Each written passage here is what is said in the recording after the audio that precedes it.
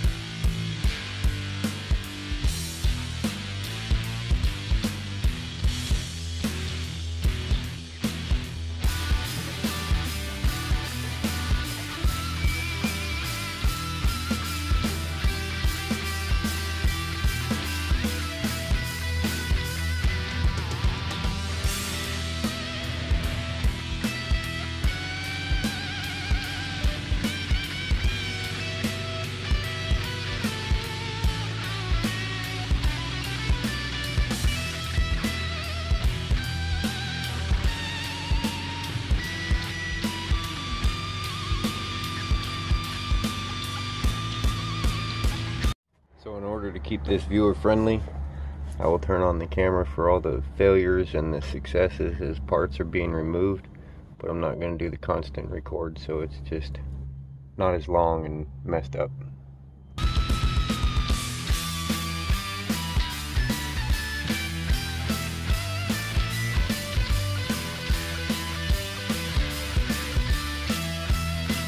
For the drain the coolant, you have to turn that little plug right here. It releases the nozzle. I put a hose on there. Just gonna fill this up. Boom, no drip. And by the way, don't be afraid of wasps. It'll be alright. They won't mess with you. As long as you leave them alone, they'll leave you alone. Huh, guys?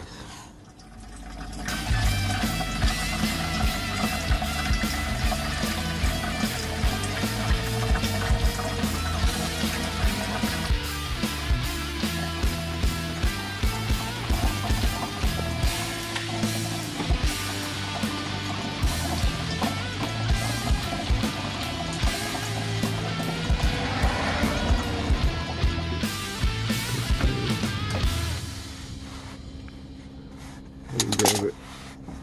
See how it won't move? Most people grab a screwdriver and shove it in there. They end up ripping the rubber.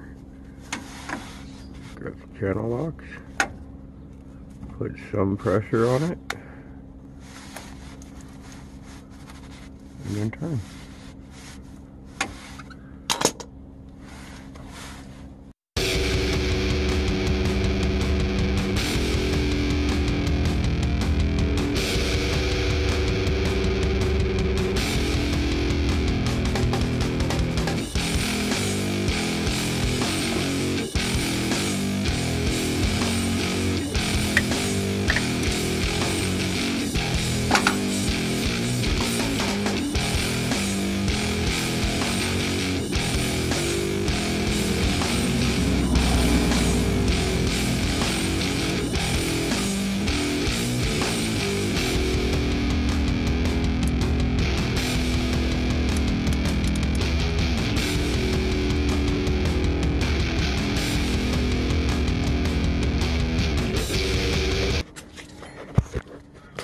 in order to be able to take the bolts off of the flywheel and the torque converter, or the nuts that's connecting the engine and the transmission.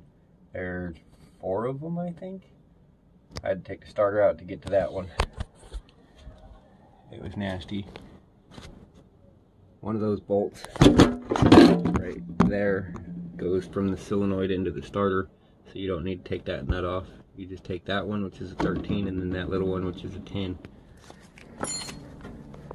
So I've got a 14mm onto a swivel, onto an awesome extension, onto another extension to the ratchet to take it off. And when it comes time to rotate to the next one, I will stand at the front right here to be able to rotate the crankshaft. And you probably can't see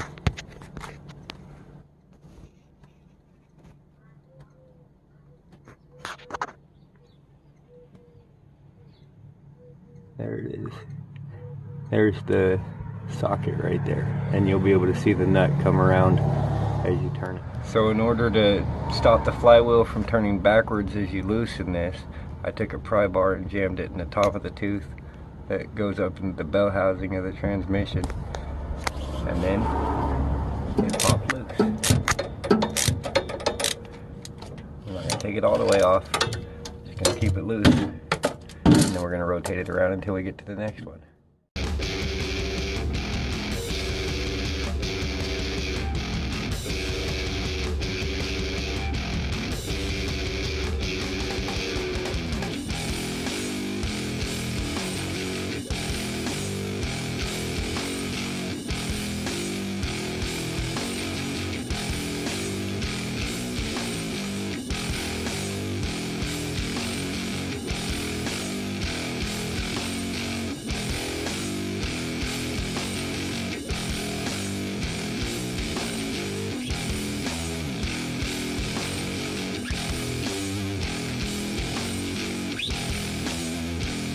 All-nighter. That's the sunrise.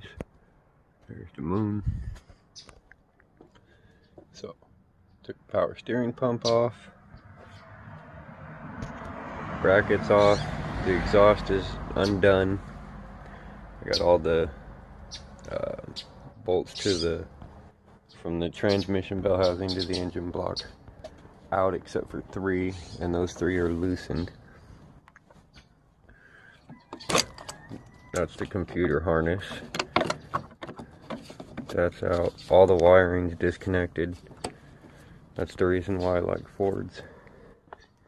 If you come over here and look, this junction block stays with the engine.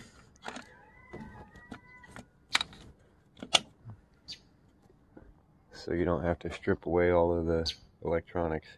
Just from the transmission back, and the O2 sensors have to be pulled off. And that's in a wire loom over there on the side.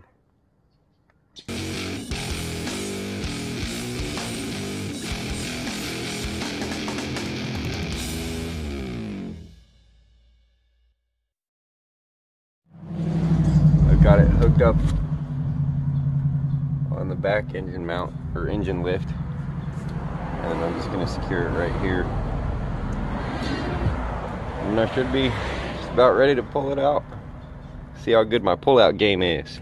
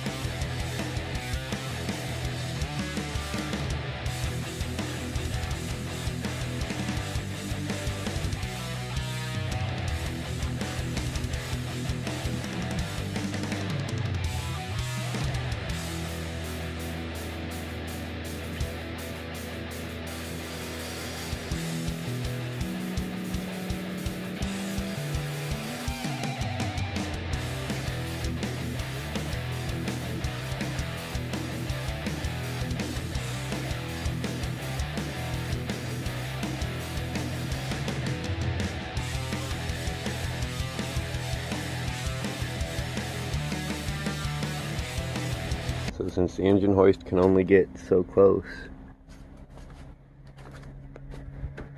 i.e. the front of the engine, what I'm going to do is use a jack to lift up the back of the engine as I separate it from the transmission. It's already started, but I'm going to lift it up and then over the center cross member, and then once it's past that, I will put a block under the cross member to hold the engine pan, and then I'll readjust the chain so that I can lift it from the middle and just pull it on out. But we should be ready to go. Transmission's held up by a ratchet strap.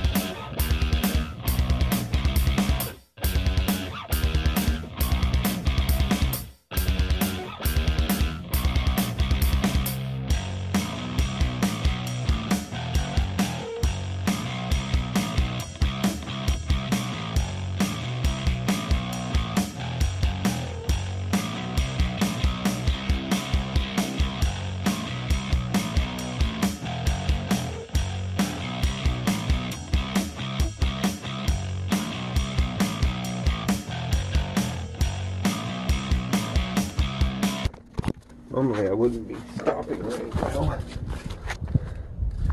but don't forget to take that clamp off.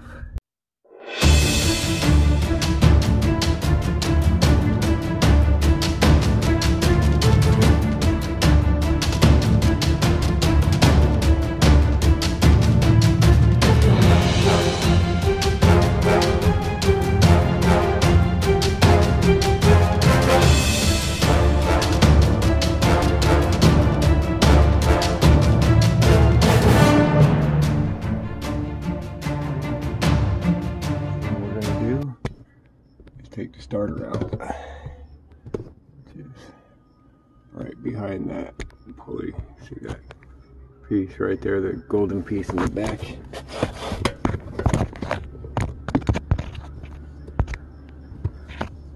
Right behind this, that golden piece back there. That's the starter. I'm gonna take that off first.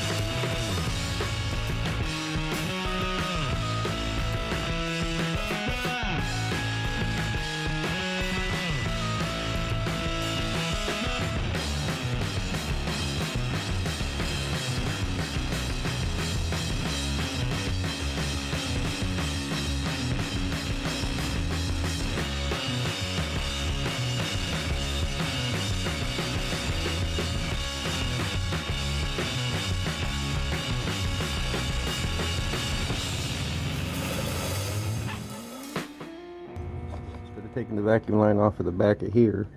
We're going to take it off. Let's see if we can get down there. We're going to take it off right here. And then right here.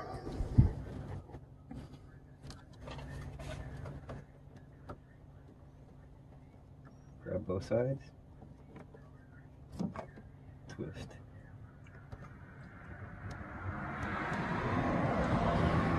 And pull. Separate.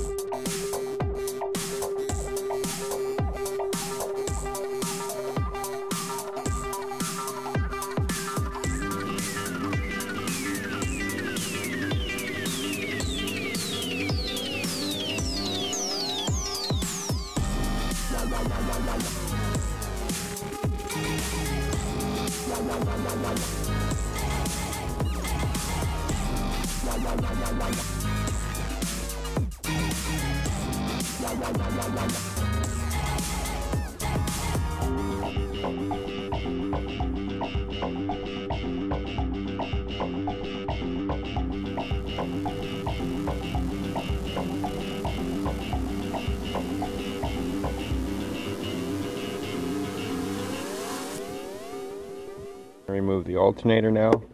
The AC compressor's already undone. Those 4 bolts came out pretty easy, but I dropped one down there. I'll find it after I move the engine. But the alternator will be this bolt, that bolt. I haven't undone the wiring. I'll do that once I pull the alternator off one at a time, and then you keep them in there so that if it pops out, you can catch it. Get the alternator bolts out. Set them to the side. Grab your pry bar. Put it in between the block, or the mount and the alternator, and then just pry it out.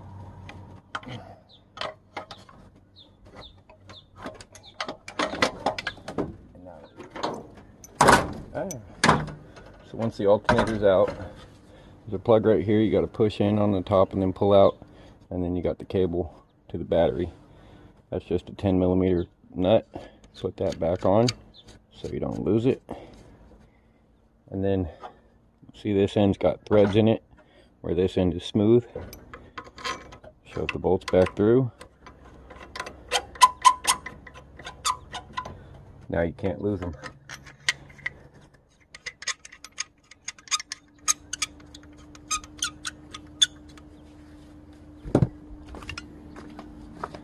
And just add it to the parts box.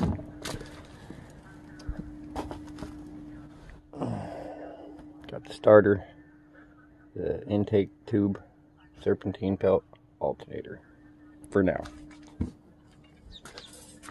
I actually don't think there's too much else that's going to be taken off and put in there. I think the rest of it's just going to come with it, because the power steering pump is right there, has got to come off, but that stays. That's just 1, 2, 3, 4 10mm bolts. Take those off.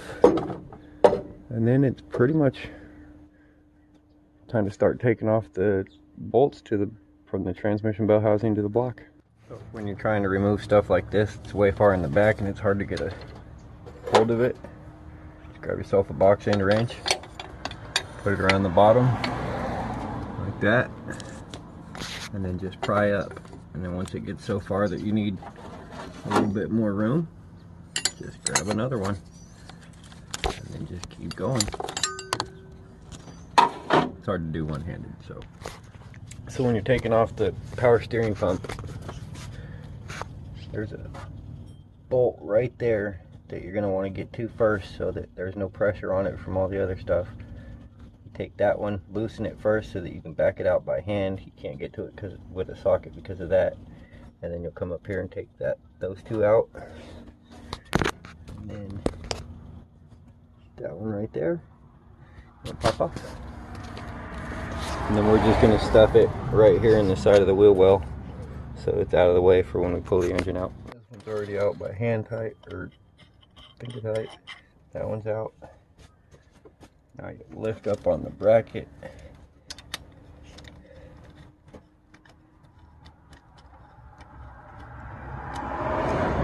Actually, I lied, you lift up on the pump.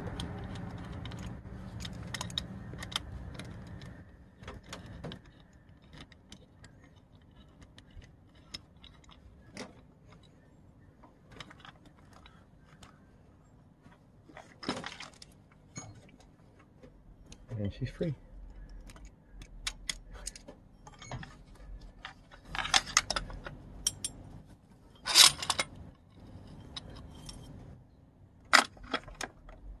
The fourth bolt won't come out once again because of that post. And then we'll try to tuck it in under the corner out of the way. Hopefully.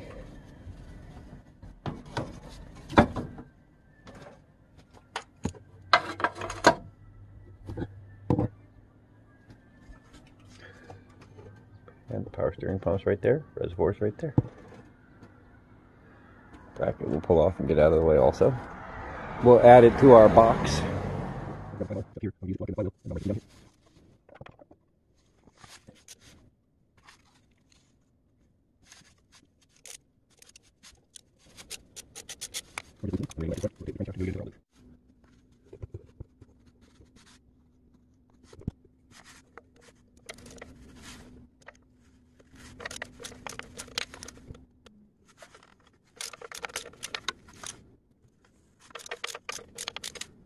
Just so you guys know, it's a quarter of a turn, but it's a quarter turn on the flywheel, or the bolt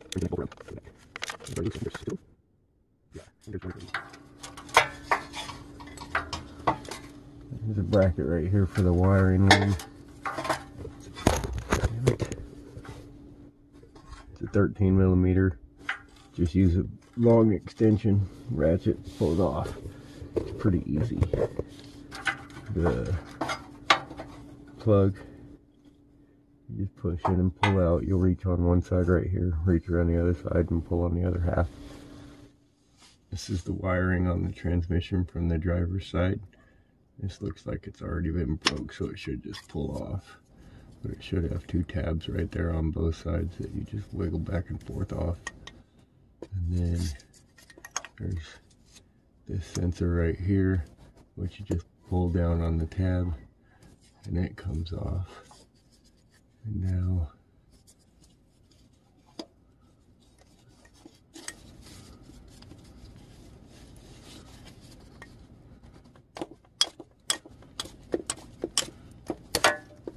just twist that out. So I got a piece of wire. Might have been an old coat hanger, I don't know. It was in the truck.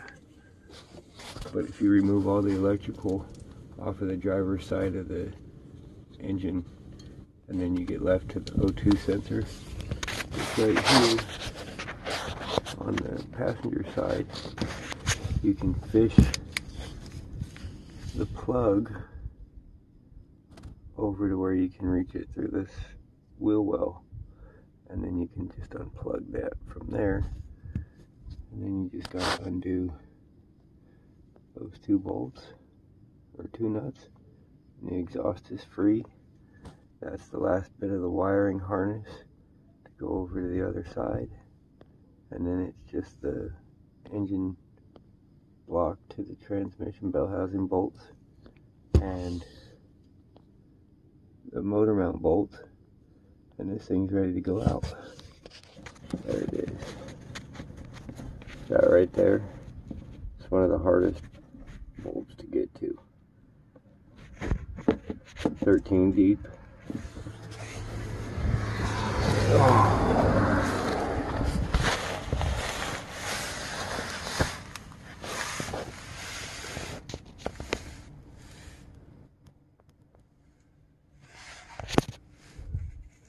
With a really long extension all the way up. You have to put it up in here first and then reach around from up here, get it onto the bolt. It's hard to see from back here.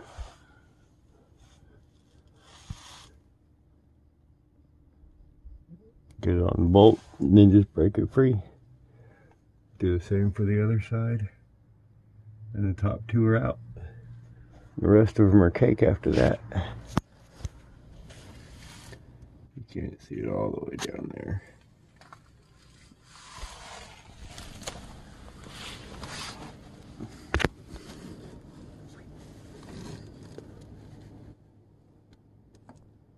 But that's how we get to the last two. And the top ones are out.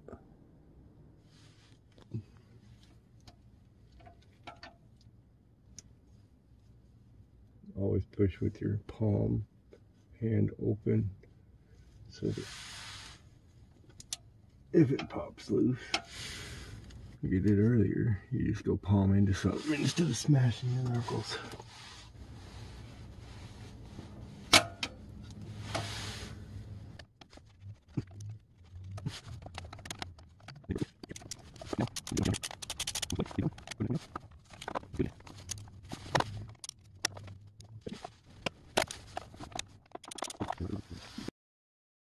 And there's two there,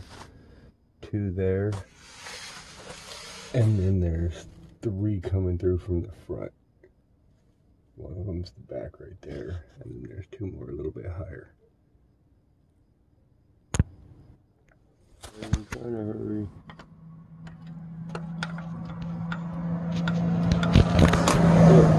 Go up to it, get on it, and then from back here, pry on it to break it free. Just a quick tip, if you need to plug your radiator hose, these work great. Put it in there, unscrew, and your radiator's hose is plugged. Take it out, screw it in, pop it out.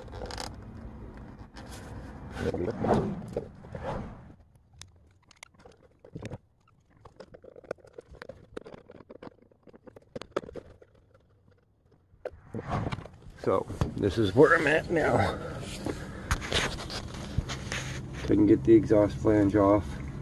That started rounding off on me. So instead of worrying about that, I'm going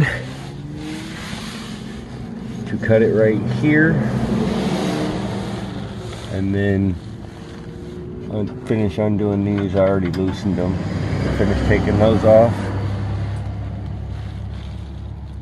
Take this hanger bracket off right here from the transmission cross member, and then just swap that out with the one off of the Mazda.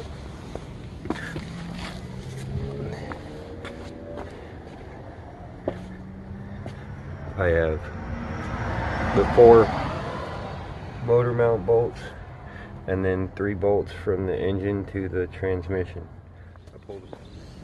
Since we're doing an engine lift, this is going to end up having some serious weight on it. So preset your tires, your wheels, not tires, to be facing going backwards instead of going forwards. That way, when it comes time to pull back, you're not fighting resistance on trying to turn around the dolly wheels. Exhaust is cut.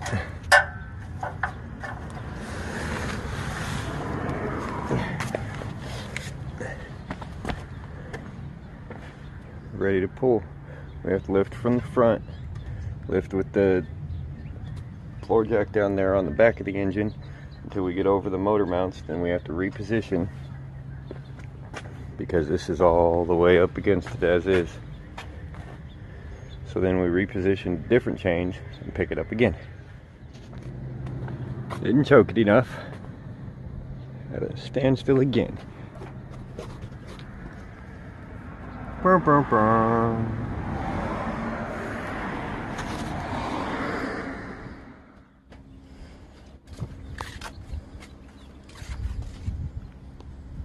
I gotta take all the electrical off of this one and put it on that one.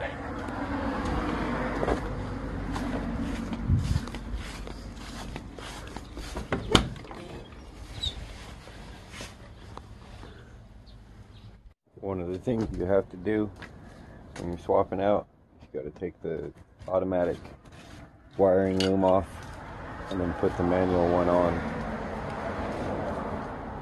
Pretty simple, you just follow it along it and just slowly peel it back.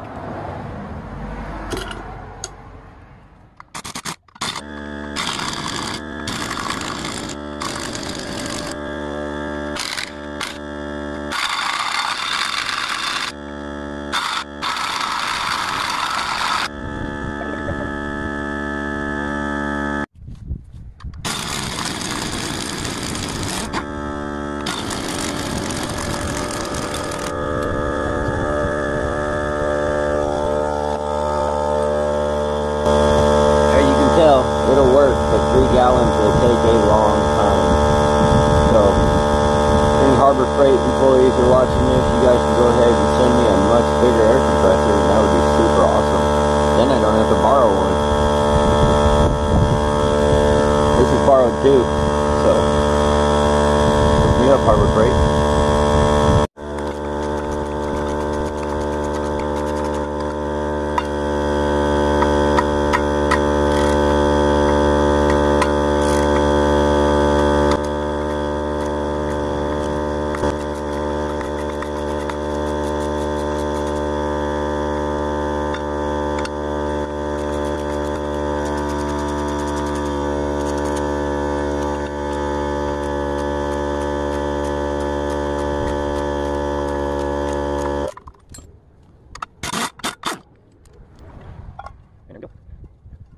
This is an automatic flywheel. That's a manual.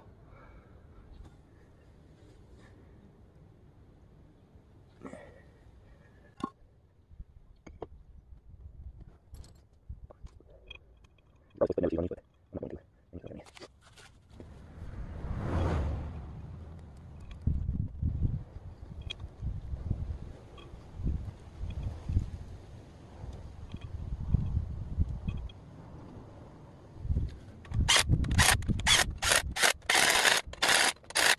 taking this one off of the manual transmission. I had to tap on each side to break it free, and once you got it off, I'll tighten it up with this.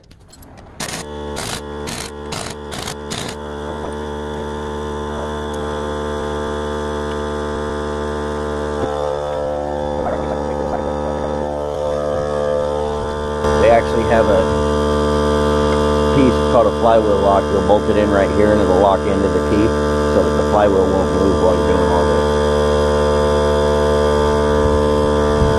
But I also don't have that, as you can tell.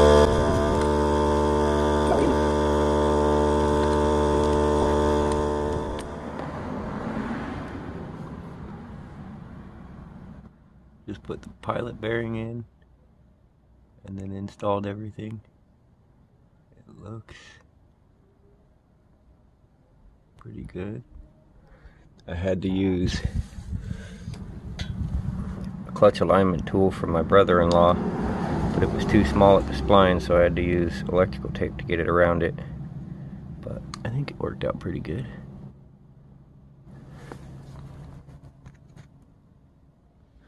I do not recommend doing this by yourself. It's rough. In order to get this in, I have to push, battery low. I have to push out on the engine towards the bay, then set it down in there, readjust the chain, and then take it even farther back. It's fun. So, super quick update. Engine is in, battery's hooked up. Still got to put the hood on, obviously. Give it a wash. But, let's see how it does on the first fire up. Neutral.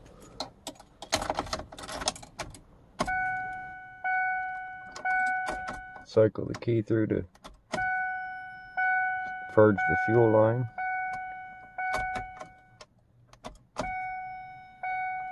You'll notice the gauge is moving over here too. That just flipped around. You can turn that around with a magnet so you don't have to take the dash off. Alright, let's see what happens.